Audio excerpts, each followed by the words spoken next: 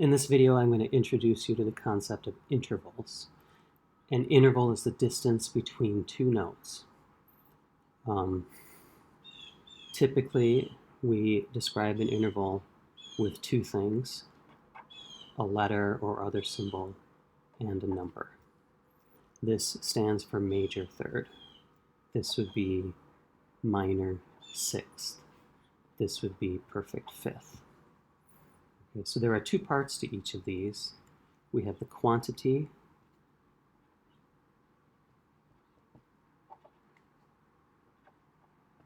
which is the number, and the quality, which is the letter, major, minor, perfect. And there's also diminished and augmented. For now, we're not worrying about quality.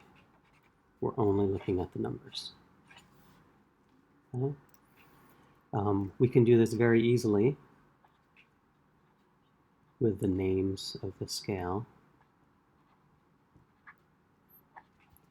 Okay.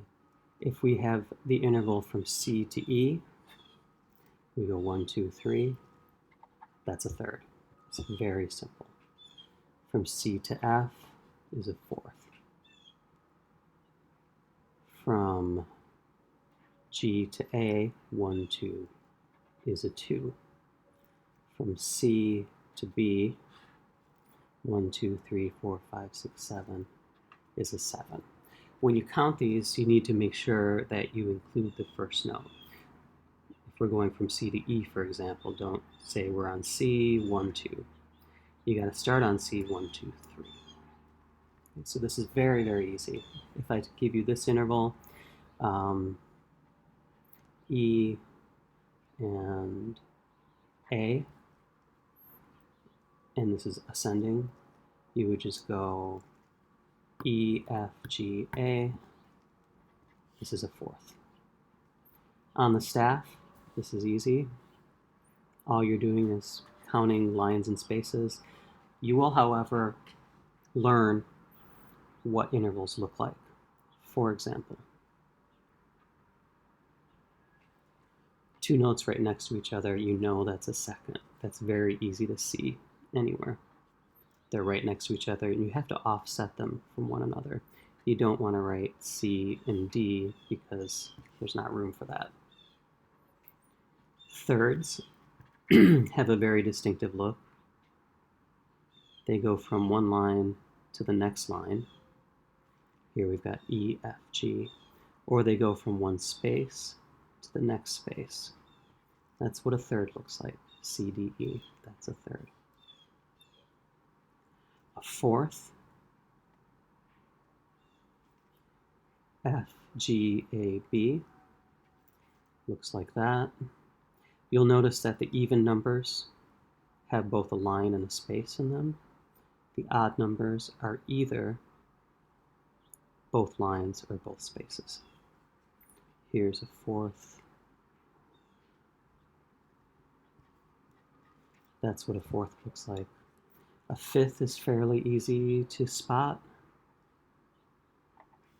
because it's on a space, skip a space, and another space. Or here, a line, skip a line, and another line. Okay, you can do it by how it looks, or you can count 1, 2, 3, 4, 5, or you can do letters A, B, C, D, E. Anyway, you get 5 if you count from the bottom to the top, including the bottom. Say I want a sixth above F. All we do is F, G, A, B, C, D. We count up 6, and we've got it. Or if I give you this interval, you can count 1, 2, 3, 4, 5, 6, and you see that that's a sixth. Seventh,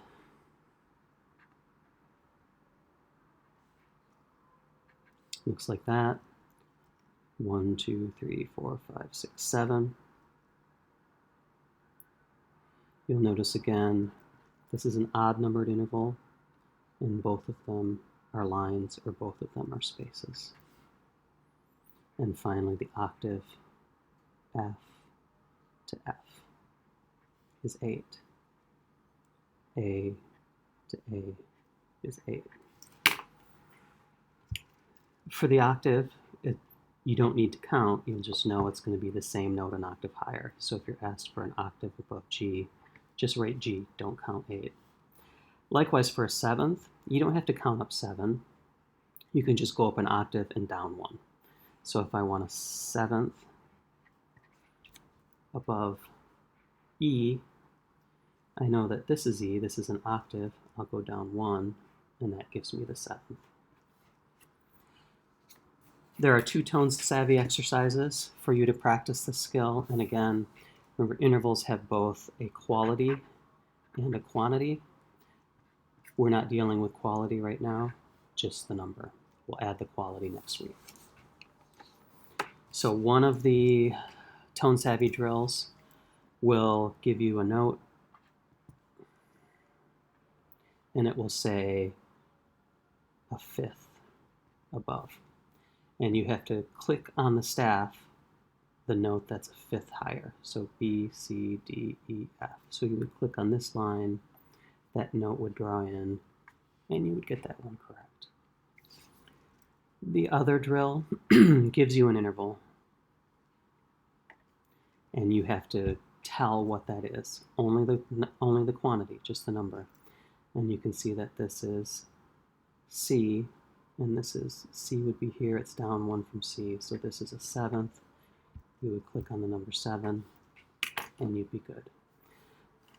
So again, this is introducing intervals, only the quantity, not the quality. After you've seen this video and you understand it, you can do some of the self-tests in the textbook if you want. Those are optional, but there are answer keys in the back of the book, so they can be helpful. And then you have a tone savvy set dealing with just the quantity of intervals, both identifying intervals and constructing them.